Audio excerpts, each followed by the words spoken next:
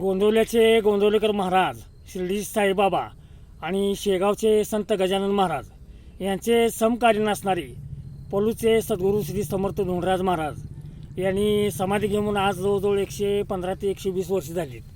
तर या समाधी मंदिरामध्ये नित्यनेमानं श्री धोंडराज महाराजांची नित्यनेमानं सेवा करणारे जे सेवक आहेत ते आमचे सहकारी मित्र यशवंत पवार हे नित्यनेमानं त्या ठिकाणी जात असतात. आणि त्या सद्गुरूंविषयी किंवा धोंडराज महाराजांविषयी आमच्या सांडगेवाडी गावचे रानकवी नामदेव जाधव यांनी एक लिहिलेली काव्यरचना आपणासमोर सादर करावी अशी मी आपणास विनंती करतो. असं काय श्री सद्गुरू धोंडराज महाराज की जय यांचा थोडासा छोटासा अभंग मी म्हणत आहे. तेव्हा शांत चित्ताने सर्वसाधारण ऐकून घ्यावे अशी माझी इच्छा आहे. तेव्हा मी अभंग चालू करतोय. धोंडीराज स्वामी माझं नात उतरले पलूस नगरात. धोंडीराज स्वामी माझं नात उतरले पलूस नगरात. खरकटवाडी मिरज तालुक्यात झाला पुत्र मोरे घराण्यात.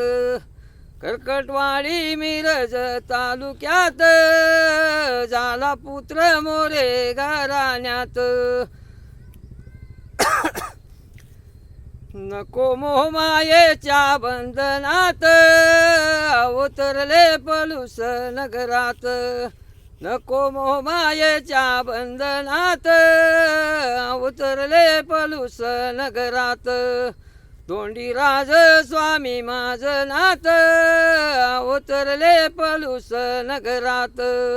धोंडीराज स्वामी माझं नात उतरले पलूस नगरात. घरदार सोडून या बाळ हिंडे भटकेतपणे रानुमाळ. घरदार सोडून या बाळ हिंडे भटकेतपणे रानुमाळ. नको मोह मायेच्या बंधनात उतरले पलूस नगरात.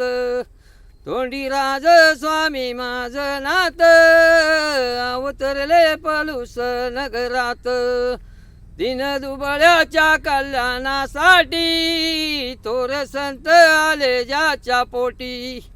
दिन दुबळ्याच्या कल्याणासाठी थोर संत आले ज्याच्या पोटी. जिजाबाई बाबाजी पुण्यवंत उतरले पलूस नगरात.